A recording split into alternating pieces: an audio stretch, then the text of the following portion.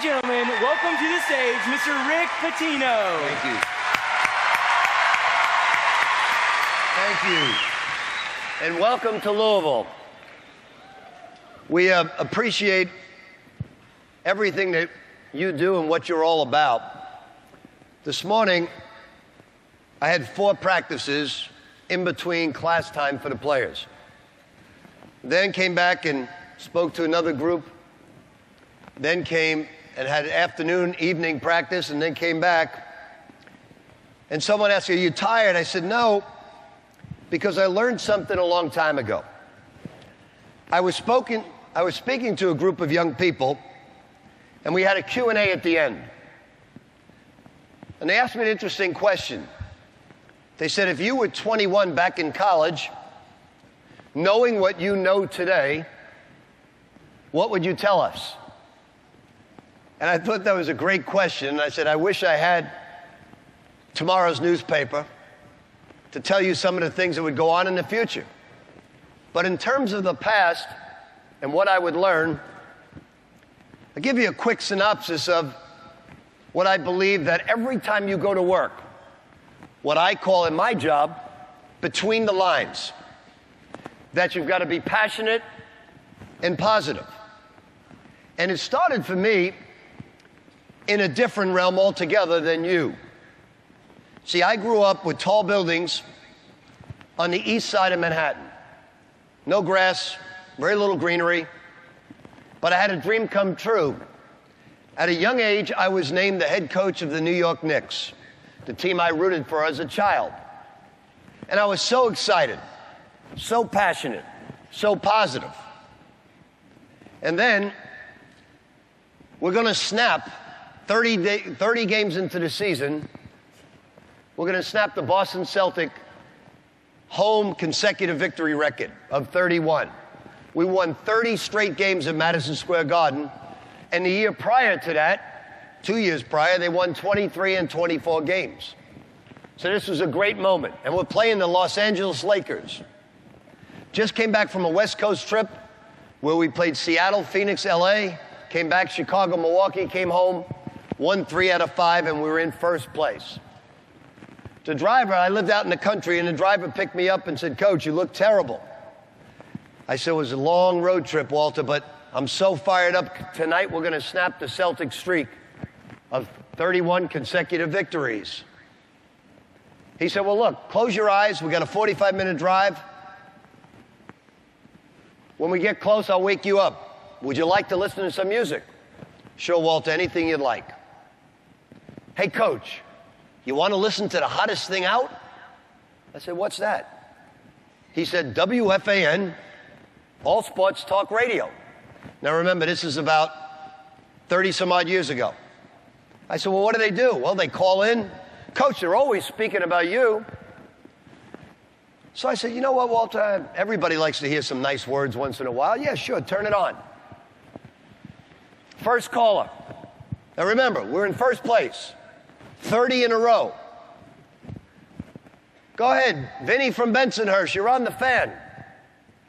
"Hey, the coach of the Knicks, Pitino." "Yeah, first place, right?" "No, they should fire him right away. The players are going to have no legs for the playoffs. He presses too much." Immediately, I woke up. I put my neck on the front seat. I said, "Walter, did he say I should be fired?" He said, "He did, Coach." Next caller, Mike from Bay Ridge. "Go ahead, you're on the fan." I couldn't agree with Vinny more. They shoot way too many three-point shots. They should fire the coach now. Well, I couldn't believe what I was hearing. And I said to Walter, "Does this go on every day?"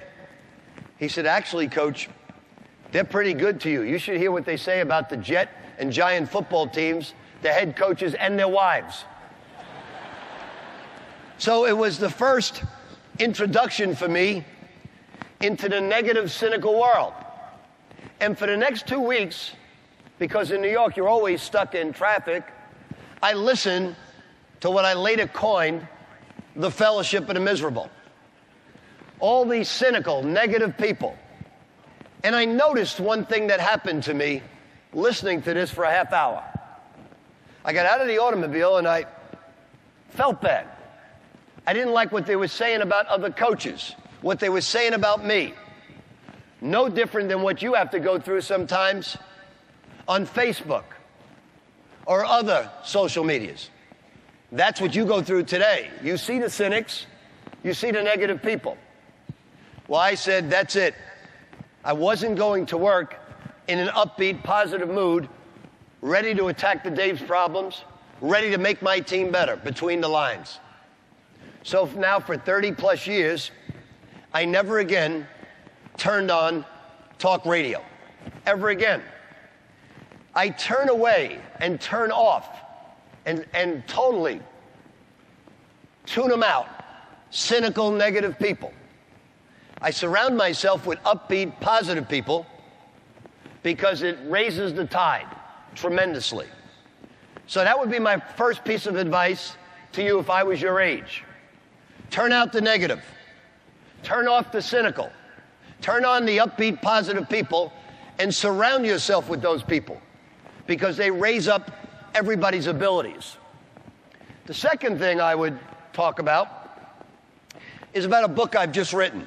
It's been out 3 weeks now, called One Day Contract. See, 2 years ago, we lost an NCAA game, got upset by a local school called Morehead State. And they deserved the victory. We lost our best player, up a few points with 8 minutes to go, he broke his ankle, and they upset us. And I thought for the first time about stepping out of the game I love, my passion, and go into broadcasting. I had a good run, and I thought about it and said, you know what? I'm letting a loss get me down, and I'm running from the challenges that lie ahead. I rationalized by saying, I'm still going to be in it. I'll go into something else because of failure. All of you are going to fail. How do you treat failure? Failure is fertilizer to help future things grow in your lifetime. Don't worry about the adversity. Handle it with courage. It's fertilizer. You're going to fail. But you must learn from it and grow even better from it. So I decided to change and rebrand myself by writing this book. It all started with a group of guys, Wall Street, financial brokers, around a table after a game, and I was the Knicks coach. And it came across the ticker that a player from the Atlanta Hawks was offered $21 million for 7 years, and he averaged 2 points a game. These Wall Street brokers said to me, that's what's wrong with your game. You're paying a guy $7 million for averaging 2 points. I said, well, it's based on potential. Obviously, they think he'll be a lot better. They said, no. You see, in our industry, one bad trade, and we're fired. We live on a one-day contract. So for the last 25 years, I've thought about that.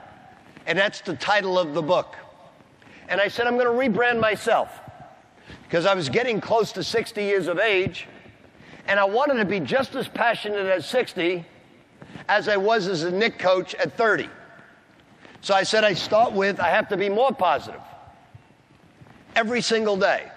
And I have a routine. The night before, meticulous preparation. Now remember, if all of you have one day, and today I'm going to try to sign you on to this one-day contract. So tonight, you're going to go to bed, and you're going to have meticulous preparation for the next day. When you wake up, you're going to listen to music on the way to work. Listen to your favorite band or whatever group you like to listen to. For me, this is going to sound extremely strange to you, but I live part-time in Miami, and I'm a Pitbull fan.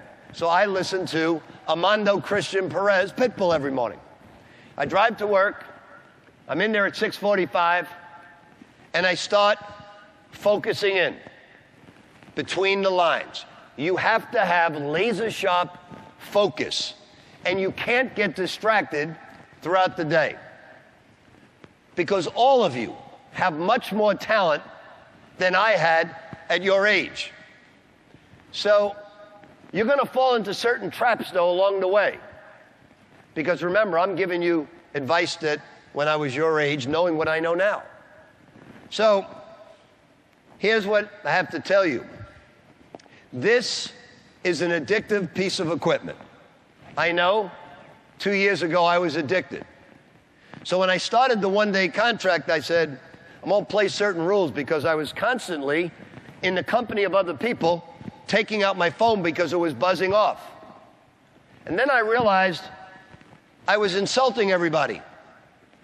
But then I watched everybody I was with, and they were taking out the phone looking at their messages. And I said, I'm going to have rules on this one-day contract. That when I meet someone, you're the most significant person in my life. I would never insult you by taking out my phone and saying to you, excuse me 1 second, this message is much more important than what you're saying. So I never do that anymore. When I'm in the company of people,